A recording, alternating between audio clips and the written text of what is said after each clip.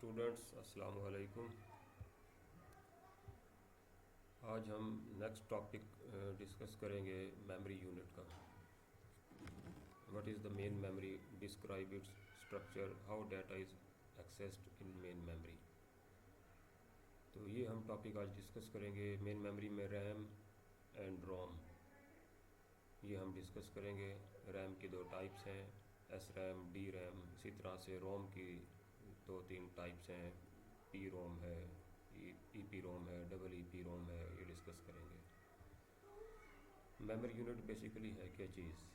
Memory unit का जो basic purpose है वो डाटा और इंस्ट्रक्शंस को स्टोर करना अपने पास in the form of bytes या बिट्स या मेगाबाइट्स या गीगाबाइट्स की शक्ल में। जितने भी पीसीज हैं, पर्सनल कंप्यूटर्स, उनमें मेन मेमोरी होती है रैम की शक्ल में, रोम की शक्ल में। सीपीयू को अगर जो डाटा चाहिए होता है वो उसको मेन मेमोरी में लोड करता है, वो लेके आता है और वहाँ से वो पिक कर लेता है, फैच कर लेता है, उठा लेता है डाटा मेन मेमोरी से प्रोसेसिंग पर्पज़ के लिए। और जो भी उसने प्रोसेसिंग करनी हो डाटा की गिवन इंस्ट्रक्शंस के मुताबिक, और जो आफ्टर प्रोसेसिंग जो रिज़ल्ट्स होंगे और इन द फॉर्म ऑफ डाटा या इंफॉर्मेशन, वो उस मेमोरी में ही मेन मेमोरी में वापसी दोबारा भेज देगा, यानी कि राइट कर देगा। मेमोरी से जो डाटा उठाएगा उसे रीड करना कहते हैं, और वापसी मेन मेमोरी में डाटा यानी रैम में भेजना उसको, और मेन मेमोरी में स्टोर करवाना उसे राइट ऑपरेशन कहते हैं, यानी रीड एंड राइट ऑपरेशन होता है ये। इसको हम वर्किंग एरिया भी कहते हैं कंप्यूटर का, मेन मेमोरी का। मेन मेमोरी के बगैर सॉफ्टवेयर्स को लोड हम नहीं कर सकते। जो भी हम सॉफ्टवेयर लोड करते हैं, फॉर एग्जांपल हम माइक्रोसॉफ्ट वर्ड हमने डबल क्लिक किया, ये लोड होगी इसकी एक कॉपी मेन मेमोरी में, वहाँ से उसकी एग्जीक्यूशन होगी, स्टार्ट होगी, और प्रोसेसर वहीं से उसकी कॉपी उठा के एग्जीक्यूट करेगा। बेसिकली टू टाइप्स है मेमोरीज़ की, रैम एंड रोम। ये हम आगे डिस्कस करेंगे। इससे पहले हम थोड़ा सा इसका स्ट्रक्चर डिस्कस कर लेते हैं मेन मेमोरी का। मेन मेमोरी एक कह सकते हैं कि एक चिप है, सेमीकंडक्टर मटेरियल। जिस तरह सिलिकॉन एक सेमीकंडक्टर मटेरियल है, उस सेमीकंडक्टर मटेरियल यानी सिलिकॉन चिप की ये बनी होती है, धात की, सिलिकॉन धात की, या कोई और सेमीकंडक्टर मटेरियल भी यूज़ किया जा सकता है, लेकिन ताहाल अभी तक सिलिकॉन सेमीकंडक्टर धात ही यूज़ की जा रही है। और इस मेन मेमोरी जो कंप्यूटर में होती है, फॉर एग्जांपल रैम है या रोम है, उसमें मिलियंस या बिलियंस या थाउजेंड्स ऑफ सेल्स होते हैं।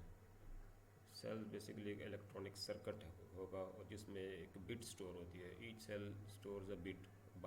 Bit stands for binary digit, इसका एब्रीवेशन भी है, एक्रोनाइम है बिट, बाइनरी डिजिट का। और उसमें एक बिट स्टोर होगी। वो बिट क्या होगी? ये ज़ीरो हो सकती है, इधर ज़ीरो और वन, ये स्टोर कर सकते हैं।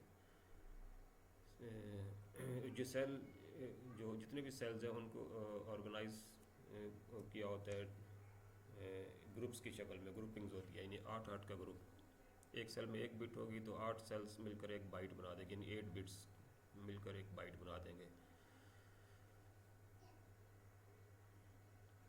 और जो मेमोरी है उसको हम उसमें जो डाटा पड़ा होगा बाइट्स की शक्ल में पड़ा होगा। और फॉर एग्ज़ाम्पल एक 1 byte, second byte, third byte, fourth byte, ये 4 बाइट्स हैं हमारे पास। और हर जो बाइट होगी उसको एक यूनिक नंबर असाइन किया जाएगा, जिसे हम एड्रेस कहते हैं। उस बाइट का, स्पेसिफिक बाइट का एड्रेस होगा। इसी तरह से ये जो फर्स्ट बाइट है ये वाली, इसका कोई ना कोई एड्रेस हो सकता है फॉर एग्ज़ाम्पल 1 2 3 कुछ भी हो सकता है। एज्यूम कर लें इस बाइट का एड्रेस है 70, इसका कह सकते हैं 71, 72, 73। तो जिसको हम कहते हैं बाइट एड्रेस या मेमोरी का एड्रेस भी बोल सकते हैं हम। अब डाटा को कैसे हम डाटा तक रसाई हासिल करें या उठाएं, डाटा से, मेन मेमोरी से डाटा कैसे उठाएं, एक्सेस कैसे करें। पहले कह चुके कि मेन मेमोरी क्या है, ये कलेक्शन ऑफ बाइट्स है, बाइट्स का मजमूआ है। इसमें जो डाटा होगा बाइट्स की शक्ल में स्टोर्ड है, यानी पहली बाइट, दूसरी बाइट, तीसरी बाइट एक ख़ास ऑर्डर में अरेंज होगी। CPU इन बाइट्स को एक्सेस करता है, किसी भी बाइट को एट रैंडम एक्सेस कर सकता है उसके एड्रेस देकर। ठीक है जी, फॉर एग्ज़ाम्पल हमने ये वाली बाइट उठानी है तो CPU इस बाइट का एड्रेस देगा और यहाँ से सारा ये डाटा बाइट वाला उठा लेगा। फॉर एग्ज़ाम्पल दैट इज़ 70, 71, 72, ये एड्रेस है 72, हम देंगे एड्रेस, ये CPU जनरेट करेगा एड्रेस 72 और इस 72 पर जाकर ये वाली बाइट पूरी उठा लेगा 1 0 0 0 0 0 1 1। तो ये इस तरह से डाटा एक्सेस कर लेगा वो।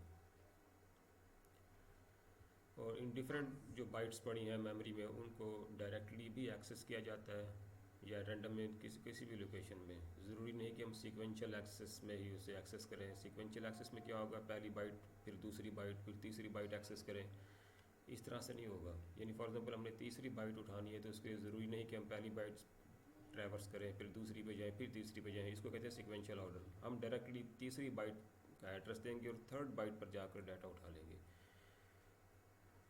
और किसी भी बाइट को मेमोरी में हम उठाया जा सकता है उस इक्वल अमाउंट ऑफ टाइम में, एक टाइम। फॉर एग्जांपल हमने बाइट, ये एक बाइट है, इसको उठाने में 1 मिली सेकेंड लगा।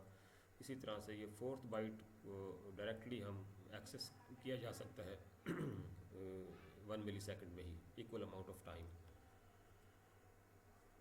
Very fast to access data as compare. और ये जो मैकेनिज़्म है यानी रैंडम एक्सेस, इसको कहते हैं रैंडम एक्सेस का मेथड। यानी किसी भी बाइट को एट रैंडम डायरेक्टली उस लोकेशन पर जाकर, ठीक है जी, डाटा बाइट को पूरा पिक किया जा सकता है, उठाया जा सकता है। और ये जो मैकेनिज़्म है रैंडम एक्सेस मेथड कहते हैं इसे। और ये very fast as compare to the other storage devices, जिस तरह मैग्नेटिक हैं एंड ऑप्टिकल डिस्क्स हैं, उनके मुकाबले में ये जो मेथड है रैंडम एक्सेस ये फास्टर है। जिस तरह मैग्नेटिक टेप्स डिवाइसेस थी जिसका जो डाटा एक्सेस करने का मेथड था वो था सीक्वेंशियल एक्सेस। यानी थर्ड बाइट को उठाना है तो फर्स्ट बाइट पे जाना पड़ेगा ट्रैवर्स करके, फिर दूसरी पे जाना पड़ेगा, फिर तीसरी को उठाना पड़ेगा। वो सीक्वेंशियल एक्सेस मेथड थोड़ा स्लो है तो as compare to random access. ये वाला जो मेथड है ये रैंडम एक्सेस है, जिसे हम डायरेक्ट एक्सेस भी कह सकते हैं। और इसकी और वजह है इसके वेरी फास्ट होने की कि इसमें कोई मैकेनिकल मूवमेंट्स, कोई इसमें कोई मैकेनिकल पार्ट्स नहीं है, मूविंग पार्ट्स नहीं होते रैम में।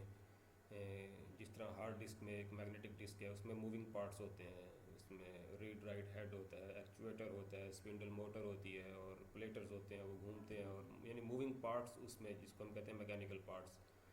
तो उस मूविंग पार्ट्स की वजह से वो मैग्नेटिक स्टोरेज डिवाइस जो है या ऑप्टिकल डिस्क जो है वो स्लो है, डाटा एक्सेस स्लो है as compare to RAM, main memory के मुकाबले। क्योंकि मेन मेमोरी में एक सिलिकॉन चिप है, इसमें कोई मूविंग पार्ट्स नहीं है, डायरेक्टली बिट्स स्टोर हो रही है इलेक्ट्रॉनिक सर्किट्स में, सेल्स में।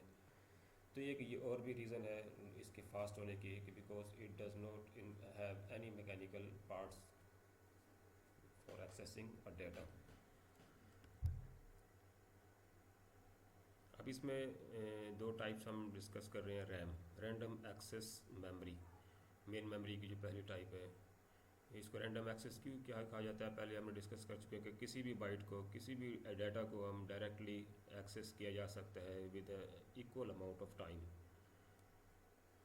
Use for storage of active programs and data. और जो भी डाटा और प्रोग्राम हम करंटली यूज़ करना चाहते हैं वो इसमें लोड होते हैं, फिर उसको हम यूज़ करते हैं। वो इस वजह से इसको कहते हैं एक्टिव प्रोग्राम्स, जो करंटली रनिंग प्रोग्राम्स जो जितने भी होंगे। जिस तरह करंटली रनिंग हमें एक मीडिया प्लेयर चलाया होगा वो करंटली रैम में होगा, एक्टिव प्रोग्राम कहा जाएगा उसे। इस तरह से MS वर्ड हमने डबल क्लिक करके ओपन की हुई है तो वो सबसे पहले लोड होगी रैम में, उसको हम एक्टिव प्रोग्राम कहेंगे।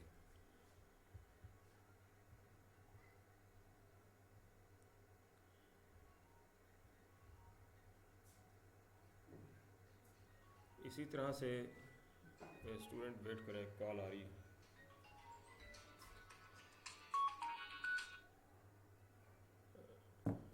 हाँ जी, processor directly write and read information. Processor को जो भी डाटा चाहिए होगा वो रैम से ले लेगा। रैम से डाटा को उठाना उसे रीड कहते हैं और वापसी रैम तक भेजना डाटा उसे राइट कहते हैं, राइट ऑपरेशन। तो इसको हम रीड राइट मेमोरी भी बोलते हैं रैम को। यानी इससे डाटा रीड भी किया जा सकता है और राइट भी किया जाता है। ठीक है जी, प्रोसेसर राइट करता है इंफॉर्मेशन डाटा इंस्ट्रक्शंस को रैम में, और रैम से जो डाटा उठाएगा उसे रीड कहेंगे, read information from RAM and write information to RAM.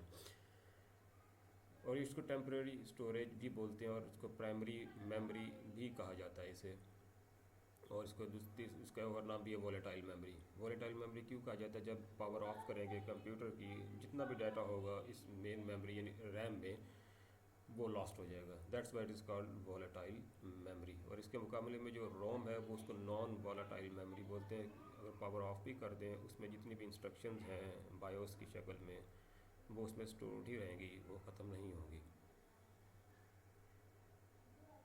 और informations must be saved on storage devices for later use. For example, अगर हम कोई इन्फॉर्मेशन हम चाहते हैं कि लॉस्ट ना हो, उसे हम सेव लाजमी करें हार्ड डिस्क पर।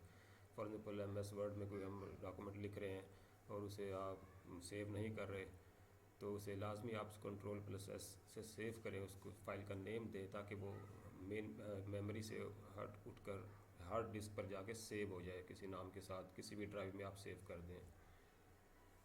स्टोरेज कैपेसिटी जो है रैम की, वो बाइट्स में आमतौर पर मेजर की जाती है, लेकिन आजकल में जो रैम्स हैं वो गीगाबाइट्स में भी अवेलेबल है। मोबाइल्स में भी रैम अवेलेबल है 4 GB 2 GB तक। इस तरह से कंप्यूटर्स, लैपटॉप्स में भी, पर्सनल कंप्यूटर्स में भी जो रैम है ये अप टू 16 GB तक पहुंच चुकी है। 8 GB 16 GB 4 GB, ये डिफरेंट इसके साइजेज़ हैं। मोर रैम साइज मीन्स, इसका क्या मतलब है? Computer can use a powerful program with a large size. अगर रैम जितनी ज़्यादा होगी, हम उतने बड़े larger sized programs at the same time हम उन्हें एक्टिव करके लोड करके यूज़ कर सकते हैं। ये एक रीज़न है कि रैम के साइज़ अगर बड़ा हो। अगर रैम का साइज़ छोटा हो और हमारा सॉफ्टवेयर बहुत बड़ा साइज़ उसका, फॉर एग्जांपल हम MS वर्ड भी साथ ओपन करना चाहते हैं, पावर पॉइंट भी है, माइक्रोसॉफ्ट आउटलुक भी है, एक्सेल भी है, माइक्रोसॉफ्ट एक्सेस भी है, और रैम हमारी कम है, MBs में है, 128 MB तक है, तो ये सारे program at the same time ये ओपन नहीं हो सकते, क्योंकि इन सब प्रोग्राम्स को लोड होना है रैम में। अगर रैम कम है तो इन सब प्रोग्राम्स को लोड करना प्रॉब्लम हो जाएगा, तो वो लोड नहीं हो सकेंगे। इनमें से कोई एक प्रोग्राम को हम लोड करेंगे, बाकियों को सैक्रिफाइस करना पड़ेगा, उनको keep out of the RAM. तो रैम का साइज़ अगर बड़ा है तो उसमें हम मैक्सिमम बड़े programs, powerful programs, larger size program, softwares भी हम रन कर सकते हैं। जो लार्जर सॉफ्टवेयर्स जो होते हैं, इनका साइज़ बहुत ज़्यादा होता है, आमतौर पर उनको ड्रिबलवेयर भी कहा जाता है। और अगर रैम का साइज़ अगर बड़ा है तो इससे डाटा प्रोसेसिंग स्पीड पर भी असर पड़ता है, वो काफ़ी हद तक इफ़ेक्टिव हो जाती है, स्पीड भी इंक्रीज़ होती है, उससे काफ़ी फ़र्क पड़ता है उससे। और टाइप्स ऑफ रैम में DRAM है और SRAM। DRAM को हम डायनामिक रैंडम एक्सेस मेमोरी भी बोलते हैं। रैंडम एक्सेस का मतलब तो हम पहले डिस्कस कर चुके हैं, और यहाँ पे जो डायनामिक का मतलब है वो ये है कि ये जो रैम है DRAM, ये बार बार रिफ़्रेश होती है अपने डाटा स्टेट को, या डाटा जो इसके अंदर है उसको मेंटेन करने के लिए, या इलेक्ट्रिक चार्ज को मेंटेन करने के लिए, ताकि डाटा उसमें परसिस्ट रहे, उसमें उसको एक्सेस किया जा सके। तो इसकी यानी कि रिफ़्रेशिंग होना बार बार, ताकि इसमें से डाटा लॉस ना हो। ठीक है जी, इसको कहते हैं dynamic, that's why it's called dynamic. और रिफ़्रेशिंग प्रोसेस के दौरान जब अपने ये स्टेट मेंटेन कर रहा होता है, इलेक्ट्रिक चार्ज मेंटेन कर रही होती है, तो उस वक्त CPU डाटा को रैम से नहीं उठा सकता, उसको वेट करना पड़ता है। यानी कि CPU goes into idle state में चला जाता है, न रीड कर सकता है न राइट कर सकता है DRAM में। और इस वजह से इसको स्लो मेमोरी भी बोला जाता है एज़ कम्पेयर टू SRAM, जो दूसरी टाइप है रैम की। वो स्टैटिक रैंडम एक्सेस मेमोरी है, और स्टैटिक रैंडम एक्सेस मेमोरी में there is no need of refreshing. वहाँ पर रिफ्रेशिंग की बार बार ज़रूरत नहीं पड़ती, क्योंकि उसका इलेक्ट्रॉनिक सर्किट डिफरेंट है, इससे फ्लिप फ्लॉप्स यूज़ होते हैं बेसिकली, और वो हम डिस्कस करेंगे क्या होते हैं। और DRAM में तो एज सच फ्लिप फ्लॉप्स का कंसेप्ट नहीं है, इसमें कैपेसिटर्स हैं, रजिस्टर्स हैं, और मेमोरी यूनिट्स भी उसमें यूज़ किए जाते हैं, सेमीकंडक्टर मटेरियल। तो बेसिकली इसमें रिफ्रेशिंग नहीं होती है, that's why it's called static. और इस वजह से ये फास्टर भी है, क्योंकि यहाँ पर जब डाटा एक्सेस करेगा सीपीयू तो उसको वेट नहीं करना पड़ेगा, क्योंकि ये रिफ़्रेश तो होती नहीं है। इस वजह से ये फास्टर है as compare to D RAM. इसको हम एस रैम को दूसरे लफ्ज़ों में कैशी मेमोरी भी बोलते हैं। It is faster than D RAM. Faster क्यों है? क्योंकि CPU does not have to wait. For example CPU इसके लिए वेट नहीं करता। It utilizes less power than D RAM. Power electricity power भी इसे कम चाहिए डी रैम के मुकाबले में, थोड़ी महंगी भी है, एक्सपेंसिव दैन डी रैम। और एस रैम टेक्नोलॉजी, ये टेक्नोलॉजी है वो डिफरेंट है डी रैम से, वही फास्ट मेमोरी है, इसको हम कैशे मेमोरी भी बोलते हैं। फॉर एग्जांपल कैशे मेमोरी को हम बाद में डिस्कस करेंगे। इसका कंसेप्ट क्या है कि बेसिकली कैशे मेमोरी है क्या, ये सीपीयू और मेन मेमोरी यानी रैम और रोम के दरमियान में यूज़ होती है। सीपीयू जो डाटा चाहिए होगा वो कैशे से उठाएगा, कैशे से नहीं मिलता तो मेन मेमोरी को रिक्वेस्ट भेजेगा, मेन मेमोरी से नहीं मिलता तो फिर आगे हार्ड डिस्क से डाटा उठाया जाएगा। तो ये बेसिकली ये कंसेप्ट है, ये हम नेक्स्ट लेक्चर में डिस्कस करेंगे। कैशे मेमोरी है, रोम की टाइप्स हैं, टाइप्स ऑफ रोम है, रैम रोम में डिफरेंस है, फिर उसके बाद कंप्यूटर बस भी हम डिस्कस करेंगे। तो थोड़ा सा आपके एक और डायग्राम्स कुछ दिखाना चाहता हूँ मैं। फॉर एग्ज़ाम्पल ये एक सीपीयू है, एक चिप है जो मदरबोर्ड पर फिट होती है। इसमें 4 कोर्स हैं, 2.66 गीगाहर्ट्ज़ इसकी स्पीड है, और इसमें जो कैशे मेमोरी यानी एस रैम भी इसमें यूज़ हो रही है 6 MB की, जो इंटरनल कैशे हम कह सकते हैं इसमें, जो सीपीयू का पार्ट होगी। सीपीयू का जो पार्ट नहीं होगी वो एक्सटर्नल कैशे होगी, वो मदरबोर्ड पर होगी। और इसके अलावा ये सीपीयू की सॉकेट में ये इंसर्ट किया जा रहा है सीपीयू को, ये इसकी सॉकेट है, और यहाँ पर ये इसका सीपीयू कहते हैं। ये मदरबोर्ड है, इस मदरबोर्ड के ऊपर इस सीपीयू को यानी कि प्रोसेसर या माइक्रो प्रोसेसर भी कहा जा सकता है, ऐसे में इसको इंसर्ट कर दिया जाएगा। और इस तरह से एक छोटी ब्लॉक डायग्राम आपको एक और दिखाना चाहूँगा मैं। एक ब्लॉक डायग्राम है कंप्यूटर आर्किटेक्चर, ये कंपोनेंट्स ऑफ कंप्यूटर के। इसमें ये सीपीयू है, सीपीयू में 2 पार्ट्स दिखाए गए हैं, कंट्रोल यूनिट और अरिथमेटिक लॉजिक यूनिट। और इसके अलावा जो एक्स्ट्रा पार्ट्स हैं मेमोरी यूनिट और डिकोड यूनिट और रजिस्टर्स हो गए, और इंटरनल कैशे होगी, वो नहीं यहाँ पर शो किए गए। इसके अलावा इसमें सीपीयू का जो ताल्लुक़ होता है वो होता है मेन मेमोरी यानी रैम रोम से, और इसके दरमियान एक कैशे मेमोरी वो भी यहाँ पर शो नहीं कराई गई, क्योंकि सीपीयू का ताल्लुक़ पहले कैशे से होगा, कैशे के बाद फिर मेन मेमोरी से। इन दोनों से यानी इसका कनेक्शन होगा। मेन मेमोरी में रैम एंड रोम आ जाएंगी, और मेन मेमोरी का आगे जो कनेक्शन होगा सेकेंडरी स्टोरेज यानी हार्ड डिस्क्स वगैरह से, और इधर साइड पर आउटपुट डिवाइसेस और इस साइड पर इनपुट डिवाइसेस। जो पूरा का आर्किटेक्चर है ये, जो लाजमी आप डायग्राम्स को बनाया करें आंसर शीट्स पर, पेपर्स में while solving the papers. That's all today's lecture. इसके बाद हम नेक्स्ट टॉपिक डिस्कस करेंगे। Thank you so much students.